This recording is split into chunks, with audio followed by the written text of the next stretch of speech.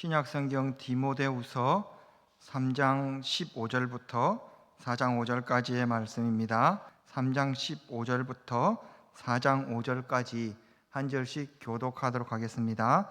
또 어려서부터 성경을 알았나니 성경은 능히 너로 하여금 그리스도 예수 안에 있는 믿음으로 말미암아 구원에 이르는 지혜가 있게 하느니라.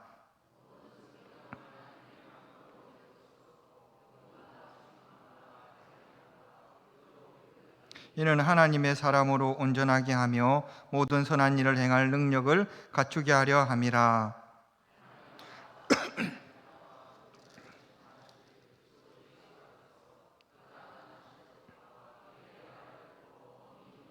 너는 말씀을 전파하라. 때를 얻든지 못 얻든지 항상 힘쓰라. 범사의 오래 참음과 가르침으로 경책하며 경계하며 권하라.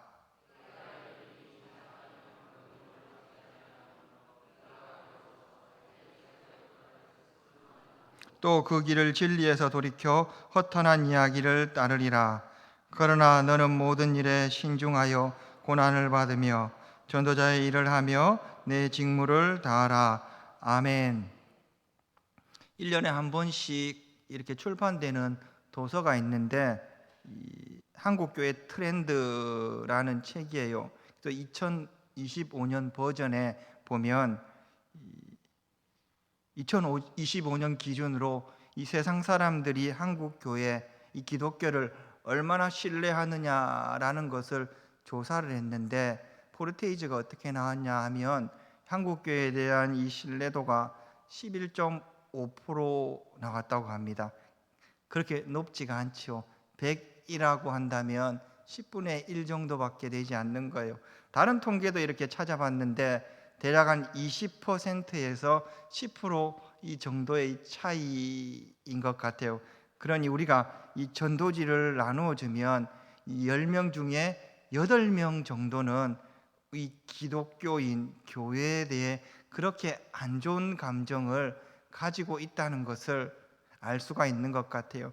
우리는 전도를 하기만 하면 세상 사람들이 쉽게 받아들이고 우리가 열심히 기도하고 노력하면 이 사람들이 주 예수 그리스도를 믿고 구원받고 교회로 나올 것이다 라는 마음을 갖게 되지만 실제로 세상 사람들이 바라보는 성도들, 세상 사람들이 바라보는 교회는 그렇게 아름답게 보이지 않는 것 같아요. 책에서 이 작가는 그것을 성도들의 세속화, 이 교회의 세속화라는 말로 표현해 주고 있는 것을 보게 됩니다.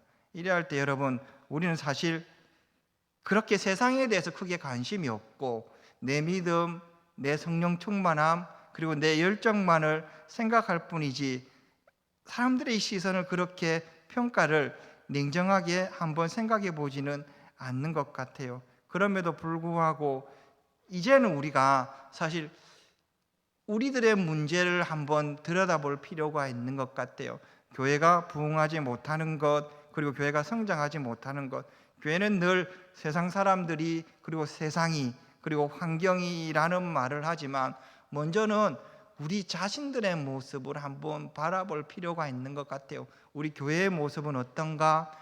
내 자신의 모습은 어떤가? 사람들이 보기에 정직한가? 하나님 보시기에 아름다운 신앙 생활을 하고 있는가를 먼저 점검해 볼 필요가 있는 것 같아요. 동성애가 잘못됐지요. 그리고 하나님의 심판을 받아야 될 중한 죄지요. 그런데 교회 안에서 우리들은 얼마나 이성에 대한 사랑, 형제에 대한 사랑을 얼마나 실천하고 얼마나 그런 마음을 품고 있는가를 먼저 고민하고 우리 자신들을 먼저 고쳐봐야 될 것 같아요. 여러분, 레이 히타도라는 사람이 쓴 이 처음으로 기독교인이라 불렸던 사람들이라는 책이 있어요.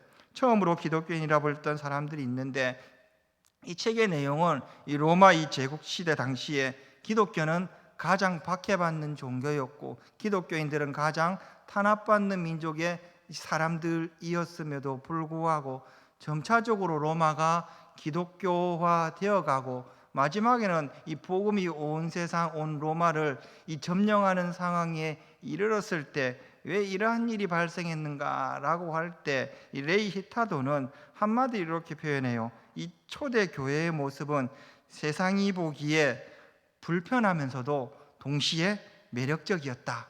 세상 사람들이 보기에도 교인들 그리고 교회는 굉장히 불편해 보이지만 실제로 보니까 굉장히 매력적인 곳이었다라고 평가해요. 이 말이 무슨 말이냐 하면 그 시대의 사람들은 성적인 방종이 일반적이었고 죄를 죄로 여기지 않았어요.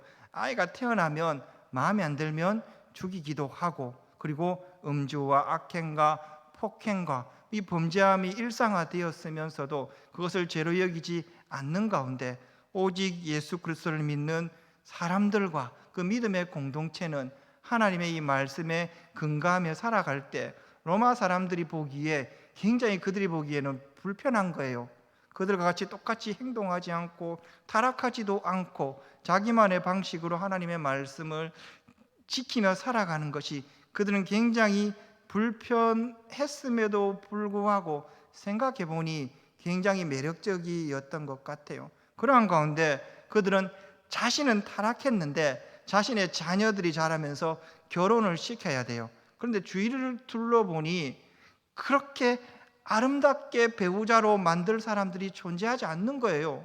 그런데 주위의 기독교인들을 바라볼 때 주위에 있는 타락하고 성적으로 방종하고 악한 사람들과는 다르게 나의 이 자녀와 결혼할 사람들, 내가 배우자로 섬겨야 할 사람들의 이 기준을 볼 때에 기독교인을 바라보니까 실제 그 문화 속에서는 굉장히 불편할 수도 있겠는데 매력적으로 받아들였다는 거예요. 여러분, 그러한 가운데 그들의 가정이 복음을 받아들이고 그들의 어미가 예수 그리스도를 믿는 자가 그 가정의 어미로 들어서고 점차 로마가 바뀌어 갔다는 것입니다. 여러분, 우리가 세상 사람들 가운데 이 세상 가운데 하나님의 말씀을 지키며 살아갈 때 세상 사람들은 우리를 굉장히 불편하게 여길 수도 있을 것 같아요. 그들과 같이 거짓말하지 아니하고 그들과 같이 술 먹고 싸우고 거짓말하고 이것을 죄로 여기지 않는 이 세상 속에서 이 기독교인들만이 그러한 생각을 하고 살아갈 때 굉장히 불편할 수도 있을 것 같습니다. 그럼에도 불구하고 그들의 이 마음 한켠에는 하나님이 주신 그 양심이 있기 때문에 매력적이라는 것입니다. 우리의 삶이 그들이 보기에, 세상 사람들이 보기에 불편하고 그리고 어렵게 보입니까? 어쩌면 매력적으로 보일 수도 있다는 거예요. 이것이 세상과 다른 우리 기독교만의 매력이라는 것을 여러분 꼭 기억하시길 바랍니다. 이것을 잃어버리는 순간에 세상 사람들이 우리를 전혀 불편해하지도 않고 전혀 매력적으로 여기지 않는다면 이 땅의 교회가 이 세상의 기준과 별반 차이가 없을 수도 있다는 거예요. 우리 살아가는 모습이 그들의 삶과 별반 차이가 없기 때문에 우리를 대하여 전혀 불편하지도 않고 매력적이지 않을 수도 있다는 것입니다. 그러므로 우리는 하나님의 말씀을 기준 삼아 그리고 그 말씀을 거울 삼아 지켜나감으로 말미암아 세상의 기준과 세상의 사람들의 문화와 그들의 판단 기준을 따라 사는 것이 아니라 하나님의 말씀을 따라 살아갈 때 어쩌면 불편해 보일 수도 있지만 그것이 세상을 바꾸는 것이고 세상을 구원하는 길이 교회에 있다는 것, 우리에 있다는 그 사실을 세상에 담대하게 선포하는 길이라는 그 사실을 잊지 않는 가운데 여러분, 세상이 보기에 불편하면서도 매력적인 이 성도들이 되기를 간절히 바랍니다. 오늘 이 성경만 본다면 연대기적으로 이 예수 그리스도께서 이 AD 33년에 죽으시고 부활하시고 하늘로 올라가신 이후에 얼마 지나지 않아서 사도 바울은 이 다메섹 도상에서 이 예수 그리스도를 만나고 예수 그리스도를 바꾸게 예수 그리스도의 제자로 변화되게 됩니다. 그러한 가운데 이 30여 년에서 이 40년 정도의 이 복음을 전하고 이 로마에서 이 목이 잘려서 순교하는 그 가운데 이 오늘 본문을 보시면 바울이 마지막으로 그의 영적인 이 아들 디모데에게 이 서신을 써서 하나님의 말씀을 어떻게 전해야 되는지를 기록하고 있는 것을 보게 돼요. 그럼 이 사람이 그 마지막이라고 한다고 생각한다면, 사실 유언이라고 생각한다면 자신이 진짜 하고 싶은 말이 있을 거예요. 꼭 하고 싶은 말이 있을 것인데, 이 사도 바울은 이 마지막으로 이 디모데 후서를 쓰면서 이 자신이 디모데에게 진짜 전하고자 하는 그 말을 오늘 본문 속에서 하고 있는 것을 보게 됩니다. 바울이 진짜 하고자 하는 유언 같은 그 말은 이 하나님의 말씀을 전파하라, 그 말씀을 전파하라 라고 디모데에게 유언을 하고 있는 것을 보게 돼요. 오늘 본문의 말씀, 그 말씀을 전파하라는 이 제목을 가지고 함께 하나님의 말씀을 나누도록 하겠습니다. 크게는 오늘 본문의 말씀 속에서 네 가지를 전할 것인데, 이 하나님의 말씀이 왜 중요한가, 하나님의 말씀을 전파하는 것이 왜 중요한가를 살펴볼 것이고, 두 번째는 이 무슨 말씀을 전해야 되는가, 도대체 무슨 말씀을 전해야 되는가 두 번째로 살펴볼 것이고, 세 번째는 언제, 어떻게, 어떠한 방식으로 그 말씀을 전해야 되는가, 마지막으로는 이 복음을 전하는 이 전도자의 사명을 어떻게 감당할 것인가, 이 네 가지의 큰 대지를 가지고 오늘 본문의 말씀을 한번 살펴보도록 하겠습니다. 첫 번째로 이 바울에게 있어서 하나님의 말씀을 전파하는 것이, 하나님의 말씀을 전하는 것이 왜 중요한가를 우리는 한번 생각해 볼 필요가 있는 것 같아요.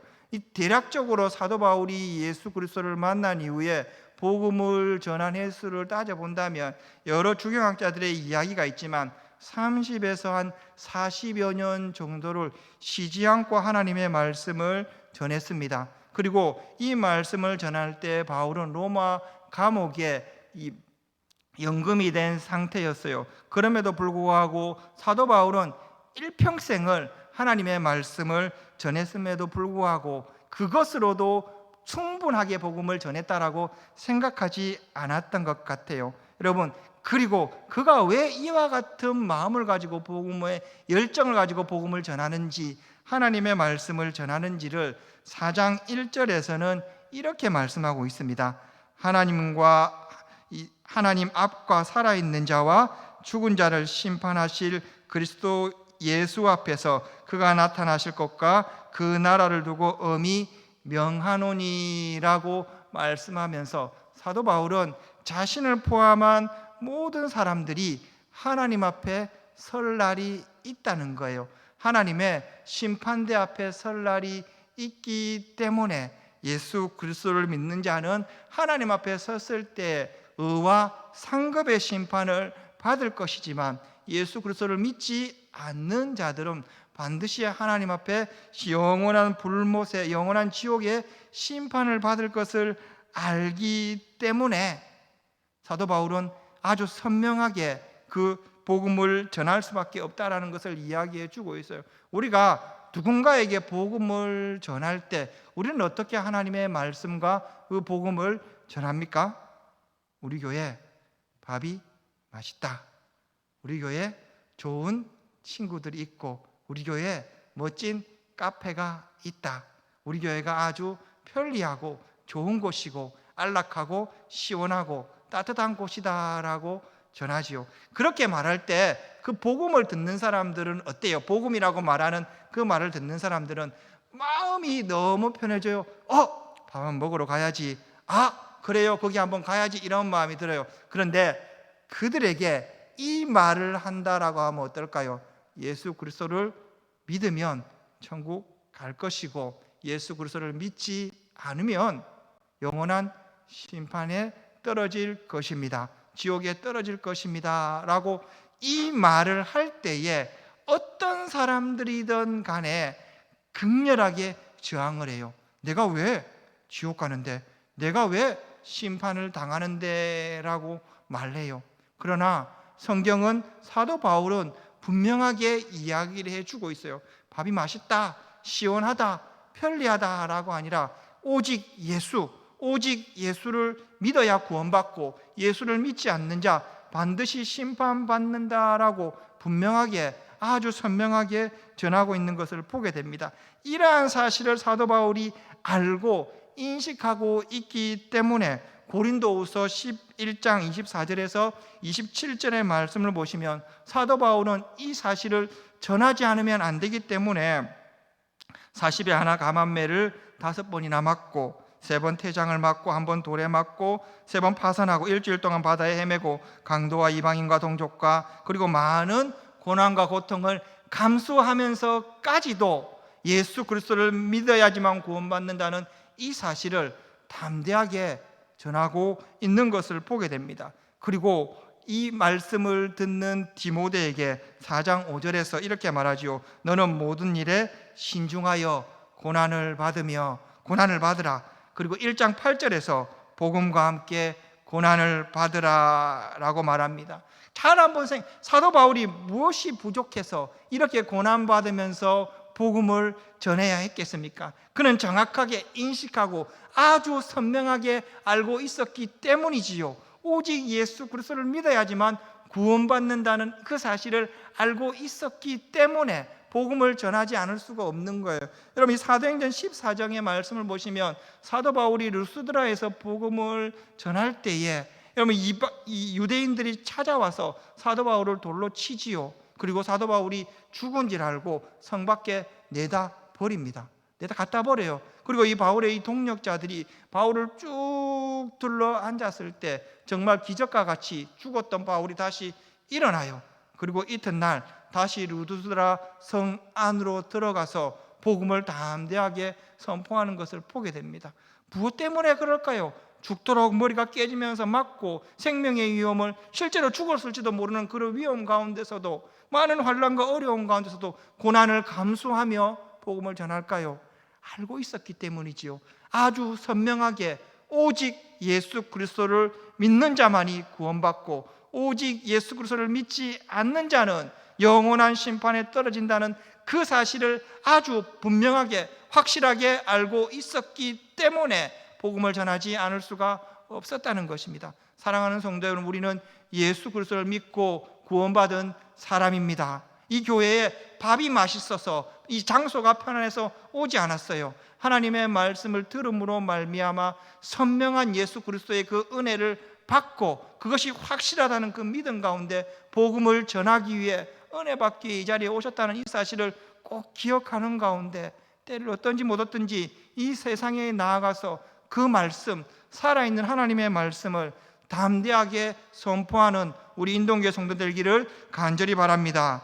여러분, 두 번째로, 그렇다면 바울이 말하는 그 말씀, 무슨 말씀을 전해야 되는 걸까요? 그 말씀이란 무엇일까요? 여러분, 우리가 교회가 확장되고 그리고 성도 수가 늘어남으로 말미암아 과거에 비해서 이 교회 안에 직업군들이 굉장히 다양해졌지요. 그리고 자신이 이 직업군에 맞는 각각의 은사를 가지고 이 세상의 영역 가운데 나아가서 가장 잘할 수 있는 것으로 하나님의 말씀을 전하는 것을 보게 됩니다. 그럼에도 불구하고 우리가 잊지 말아야 될 것은, 우리가 내가 가진 지식으로, 내가 가진 환경으로, 내 역량으로 복음을 전할 때에 하나님의 말씀이 전제되지 않는다면 그것은 아무런 의미가 없다는 거예요. 하나님의 말씀이 먼저 전제되고 그 말씀이 그 삶 가운데 자리 잡은 이후에 내가 가진 은사를 가지고 복음을 선포해야 됨을 여러분 잊지 마시기를 바랍니다. 몇 년 전에 굉장히 이 교단 내, 한국 교단 내에 굉장히 시끄러웠던 WCC 문제가 있습니다. 세계 교회 협의회라는 거기에 단체에 가입된 교파들과 그리고 우리 교단처럼 거기와는 상관없는 교파들 가운데 약간의 트러블이 있었고, 그들이 이 땅 가운데 이 회의를 하면서 복음을 선포하는 그것이 옳은가 옳지 않은가에 대한 많은 논쟁이 있었던 것 같아요. 이 WCC, 이 세계 교회 협의회와 우리 측 교단과의 가장 큰 차이는 이런 것이지요. 하나님의 말씀을 전하고 그 말씀으로 세상을 바꾸고 그 말씀으로 이 세상 가운데 하나님께서 통치하심을 선포하고 복음을 전하는가, 아니면 세상과 화합하고 세상과 평화를 누리고 세상의 사랑을 전한 이후에, 그 이후에 하나님의 말씀으로 세상을 바꾸는 것인가, 이 선후의 문제가, 이것이 WCC 문제로 나누어졌습니다. 그런 가운데 가장 중요한 것이 있어요. 여러분, 우리의 방법으로 세상과 타협하고 화합하는 가운데 복음을 선포한다는 이 WCC 세계교회 협의회의 가장 큰 문제는 무엇이냐면 복음을 전하는 것이 아니라 세상에 먼저 평화를 전하기 때문에 세상 사람들과 그리고 세상의 종교와 세상의 문제에 화합하는 과정에서 우리가 오직 예수 그리스도를 믿고 구원받는다는 구원론이 변질되기 시작했어요. 그리고 하나님의 말씀인 이 성경의 이 권위가 훼손되고 그리고 종교가 혼합주의에 빠지고 실제 이 WCC 그 행사 가운데 이 무당이 나와서 초음물을 추는 이런 장면도 등장하는 것을 보게 됩니다. 여러분, 우리 교단에서 굉장히 이것을 위험하다라고 경고를 주고 있는 것 같아요. 여러분, 어쨌든 말씀이 결여되어 있는 가운데 이 복음을 증거한다라는 것은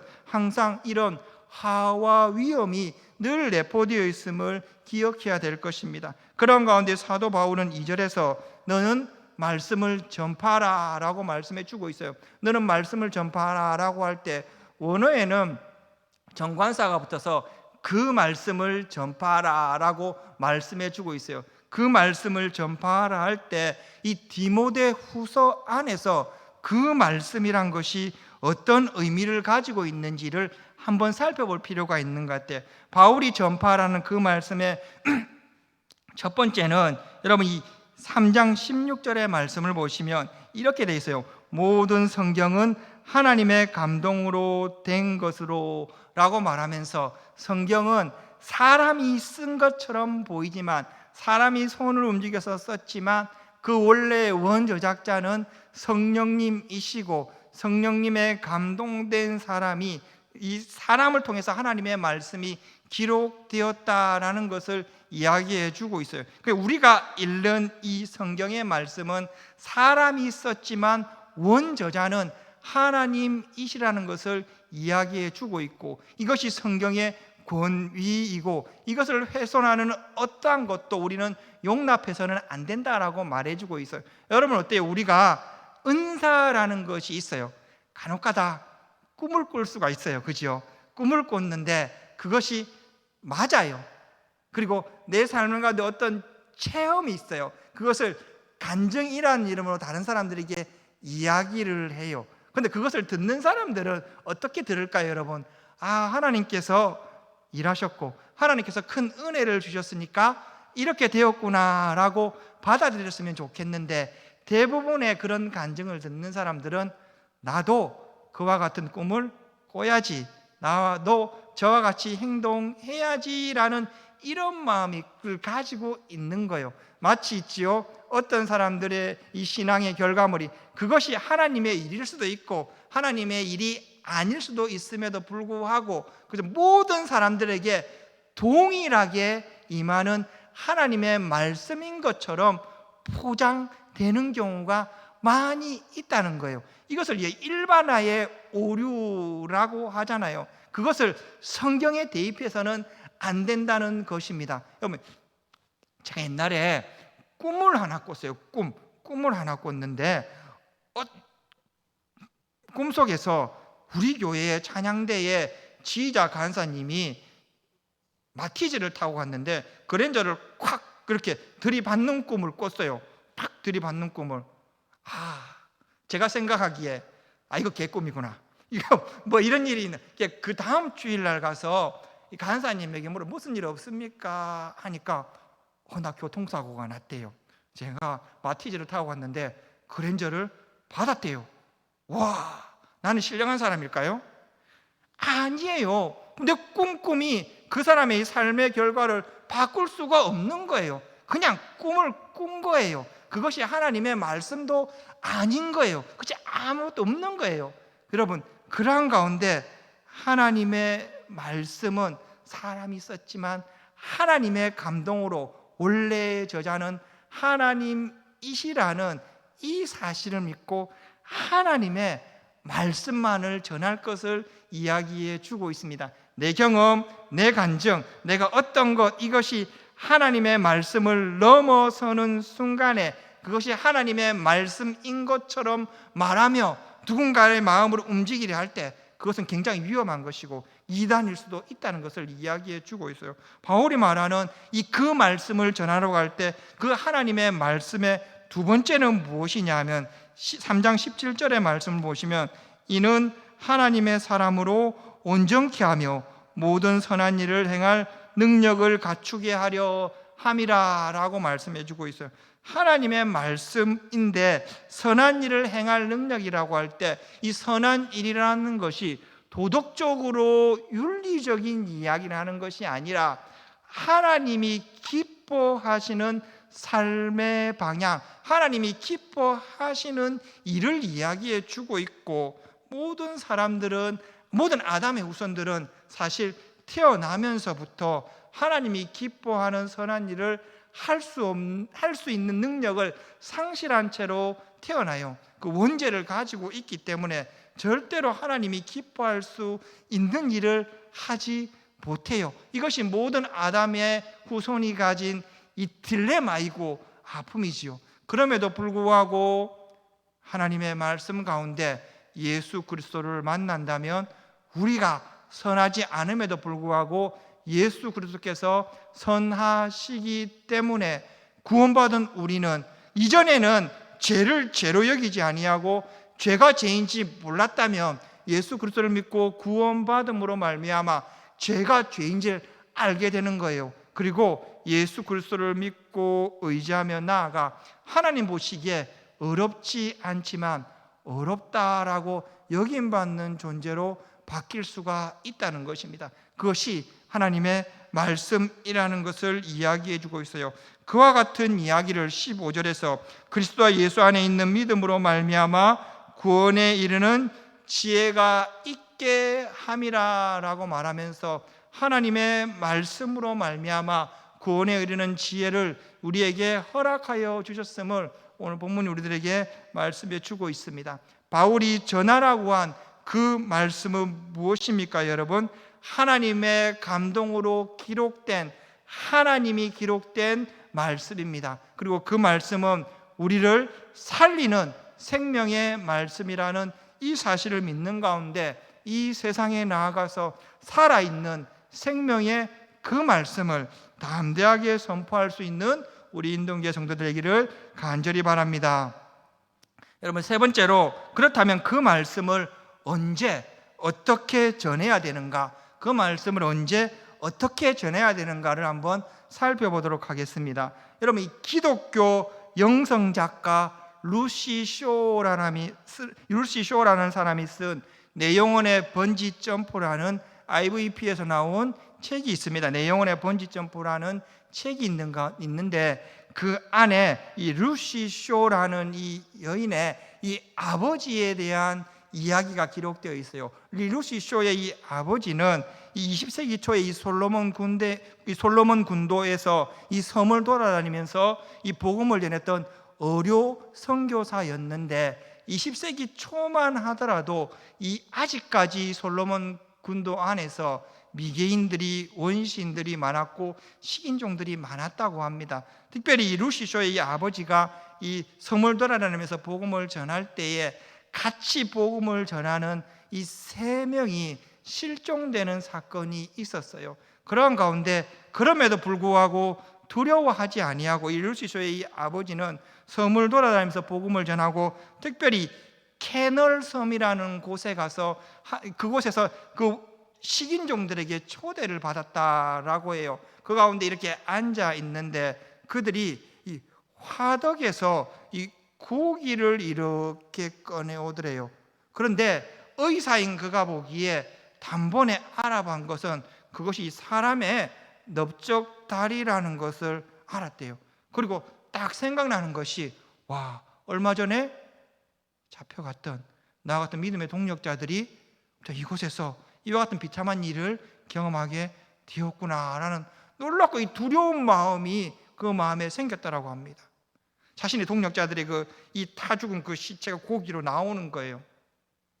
차마 그것을 먹지 못하지만 그런데 그가 이 다짐한 것이, 그럼에도 불구하고 내가 이 사람들에게 반드시 복음을 전해야 되겠다, 두려워하지 않고 복음을 전해야 되겠다라는 이 마음 가운데 일단 그곳에 초대받을 때는, 다시 한번 초대받을 때는 모든 무장을 해제하고 가진 정말 아무것도 갖지 않는 상태에서 오직 하나님의 말씀 성경만 가지고 그들에게 복음을 선포하는데 그들이 알아듣지 못하기 때문에 물구나무도 서고 덤브링도 하고 구르고 그 사람들이 보기에 너무나 우습고 이 가벼운 모습으로 이 복음을 전했다고 합니다.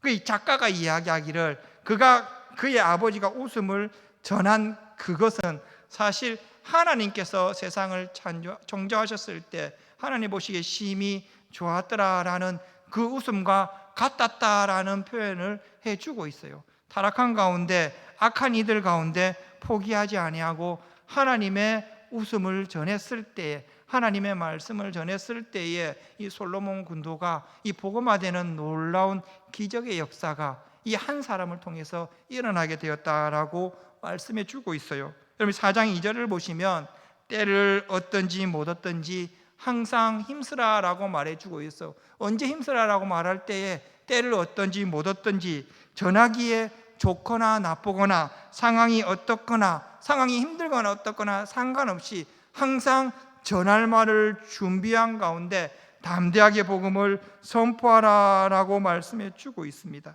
그런 가운데 사도 바울은 4장 3절에서 복음을 전할 때 세상이 이와 같다라는 말씀을 해주고 있어요. 4장 3절에 이렇게 말씀합니다. 때가 이르르니 사람이 바른 교훈을 받지 아니하며 귀가 가려워 자기의 사역을 따를 스승을 많이 두고 또 진리에서 돌이켜 허탄한 이야기를 따르리라 라고 말해주고 있어요. 이 말씀이 오늘 살아가는 우리들에게는 약간 두려운 마음을 가져야 될 것 같아요. 보십시오. 자기의 사역을 따를 스승을 정말 많이 둔다라고 말해주고 있고 진리에서 돌이켜 허탄한 이야기를 많이 따른다라고 말해주고 있습니다. 유튜브가 있지요, 라디오가 있지요, TV가 있지요. 그런데 우리는 하나님의 말씀을 들을 때 우리는 아니지만 세상의 많은 기독교인들은 선택을 할 수가 있어요. 내가 원하는 목회자, 내가 원하는 성경, 내가 원하는 환경에 맞는 말씀, 그리고 내가 원하는 방식, 내가 원하는 그 시간, 그리고 내가 듣고자 하는 그 이야기와 그렇게 말하는 사람들을 찾아서 그 말씀을 하나님의 뜻인 것처럼 받아들인다는 거예요. 정말 이것이 문제가 있지 않겠습니까? 여러분 보십시오. 이것이 허탄한 이야기일 수 있는 것 같아요. 이것이 오늘날 우리의 영성이 그렇게 크게 발전하지 못하는 것 같아요. 진짜 아픈 말, 진짜 내가 들어야 될 말, 진짜 살아있는 날이 선 이 하나님의 말씀은 거부하면서 달고 편안한 말만 들으라는 오늘날 시대가 바로 우리들인 것 같습니다. 그러한 시대 가운데 우리는 담대하게 때를 얻든지 못 얻든지 오직 구원은 예수 그리스도를 믿는 믿음에서 나오고 예수 그리스도를 믿지 않는다면 반드시 심판이 있을 것이라는 이 사실을 담대하게 거침없이 선포할 수 있는 여러분들이 되었으면 좋겠습니다. 여러분 그러한 가운데 사도 바울은 2절에서 이 복음을 전할 때에 범사에 오래 참음으로 전할 것을 말씀해 주고 있습니다. 때를 얻었든지 못 얻든지 항상 복음을 전할 뿐만 아니라 오래 참으며 복음의 열매를 맺을 때까지 반복적으로 하나님의 말씀을 전할 것을 이야기해 주고 있어요. 여러분 사도행전의 이 말씀을 보시면 사도 바울이 이 아시아와 유럽에 하나님의 말씀을 전하고 복음을 전하고 많은 교회를 세웠습니다. 그럼에도 불구하고 여러분 단번에 그 교회가 교회처럼 세워진 교회가 어디 있습니까? 그가 세웠던 그 교회는 늘 어려움과 분란과 고난과 역경에 처하고 교회의 존폐 위기에 처했을 때 바울은 직접 찾아가기도 하고 대리자를 보내기도 하고 편지를 전하기도 하고 그리고 그들 가운데 하나님의 말씀을 같이 첨부해서 전함으로 말미암아 그 교회가 온전케 될 수 있도록 쉼없이 기다리고 오래 참고 그 가운데 복음의 열매가 맺혀졌음을 이야기해 주고 있는 것을 보게 됩니다. 사랑하는 성도 여러분, 우리가 이 하나님의 말씀을 언제 어떻게 전해야 될까요? 때를 어떤지 못 어떤지 담대하게 하나님의 말씀을 전할 준비를 하는 가운데 세상이 어떻든지 예수 그리스도만이 우리의 유일한 구원자라고 선포할 수 있는 여러분들이 되었으면 좋겠습니다. 그럼에도 불구하고 그 복음이 단번에 열매를 맺지 않을 거예요. 단번에 맺지 않을 것이고, 복음을 전한 자의 수고와 땀과 눈물과 아픔과 그 기도가 걸음이 될 때에만 그 교회와 그 성도가, 그 구원받은 백성이 자랄 수 있다는 것을 여러분 꼭 기억하시기를 바랍니다. 우리 인동교회라는 믿음의 공동체가 있습니다. 여러분, 이 교회가 어떻게 만들어지고 어떻게 성장해 가고 있습니까? 한번 생각해 보십시오. 보이지 않는 곳에서 이 교회를 위해서 쉼없이 기도하는 분들이 있습니다. 하나님의 말씀을 전하기 위해 쉼없이 기도하고 그리고 열심히 공부하고 노력하는 담임 목사님이 계십니다. 그리고 보이지 않는 곳에서 수고하는 장로님들과 권사님이 계시고, 때를 어떤지 못 어떤지, 준비되었든지 안 되든지 복음을 선포하는 여러 성도님들이 계십니다. 그런 분들의 땀과 수고와 눈물이 있기 때문에 우리 교회가 성장하고 부흥하는 것입니다. 하나님의 말씀을 담대하게 준비되었던 선포하는 여러분들이 됩시다. 그리고 그 열매를 맺을 때까지 참고 인내하고 포기하지 말고 눈물과 기도로 섬긴다면 반드시 그 믿음의 열매가 우리 인동교회에 맺어지게 될 줄로 믿습니다. 마지막으로 살펴볼 것은 전도자의 직무를 어떻게 감당해야 되는지를 사도 바울은 끝에 이야기를 해주고 있는 것을 보게 돼요. 5절을 보시면 이렇게 기록되어 있습니다. 너는 모든 일에 신중하며 고난을 받으며 전도자의 일을 하며 내 직무를 다하라 라고 말해요. 여러분, 이 5절의 말씀은 4개의 동사를 사용해 주고 있는데, 이 신중해라 이 말이 이제 원어로는 정신 차리란 말이에요. 신중하고 정신 차려라, 고난도 이겨내라, 전도자의 일을 잘하라, 그리고 직무를 완수하라 라고 말하면, 이것을 직역해 보면 이런 의미를 가지고 있어요. 하나님의 말씀을 전파하기 위해서는 정신을 바짝 차리고 고난도 이겨내고 말씀을 전하는 책임을 끝까지 완수해라 라고 명령해 주고 있어요. 그런데 이 디모데 후서의 이 편지를 받는 사람들은 디모데이지요. 디모데는 이 사도 바울의 편지를 받을 때 에베소 교회에 머물러 있었고, 그곳에서 감독, 이 목회자의 역할을 감당하고 있었어요. 사도 바울이 하나님의 말씀을 전하라고 할 때, 이 전도자의 임무를 정신 차리고 권하는 말씀을 끝까지 책임을 다해 완수하라라고 말할 때, 그 대상은 에베소 교회 밖에 있는 이방인들, 복음을 들어야 될 사람들 뿐만 아니라 교회 안에 있는, 에베소 교회 안에 있는 성도들까지 포함되어 있는 것입니다. 즉 하나님의 말씀을 듣고 복음으로 변화되어야 될 사람들은 교회 밖에도 존재할 뿐만 아니라 교회 안에도 존재함을 오늘 본문이 우리들에게 말씀해 주고 있습니다. 여러분 꼭 기억할 것이 있어요. 우리가 왜 행복 모임을 하고, 왜 제자 훈련을 하고, 우리가 왜 셀 훈련을 합니까? 셀 모임을 합니까? 그것은 우리 공동체 안에서 먼저 우리가 하나님의 말씀으로 온전케 되는 은혜를 누리기 위해서입니다. 우리가 먼저 복음으로 변화되고 우리가 먼저 새 힘을 얻기 위해서입니다. 그런 이유에 이 복음, 우리가 배웠던 이 말씀을 가지고 세상에 나아가서, 이 교회 밖으로 나아가서 베스트를 작정하고 그들에게 복음을 전하고 그들을 위해서 쉼없이 만나고 기도하고 하나님의 말씀을 선포하기 위해서라는 것을 꼭 기억하시고, 오늘 주신 우리의 이 바울이 전하라는 그 말씀은 다른 사람에게 전하라는 말씀이 아니라 먼저 나에게 주는 하나님의 말씀일 뿐만 아니라 내가 먼저 그 말씀을 받고 변화되고, 그리고 내가 변화된 가운데 그 말씀을 전하라라는 명령임을 이야기해 주고 있습니다. 오늘 본문의 말씀을 이 편지로 쓰고 사도 바울은 불과 얼마 못 되어서 이 목이 잘려 순교했습니다. 그리고 오늘 본문의 6절의 말씀은 이렇게 기록되어 있어요. 전제와 같이 내가 벌써 부어지고 나의 떠날 시각이 가까워졌다라는 말씀처럼, 이 글을 마지막으로 사도 바울은 자신에게 주어진 그 사명을 끝까지 잘 마쳤습니다. 그리고 그가 이 본문의 말씀을 통해서 디모데에게 그리고 이 말씀을 듣는 우리들에게 확실하게 이야기합니다. 너는 그 말씀을 전파하라. 너는 그 말씀을 전파하라 라는 이 말씀을 꼭 기억하는 가운데, 이 말씀을 내가 먼저 받아들이고 이 세상에 나가서 그 말씀을 전파할 수 있는 하나님의 신실한 제자들, 인동교회 성도들 되기를 간절히 바랍니다.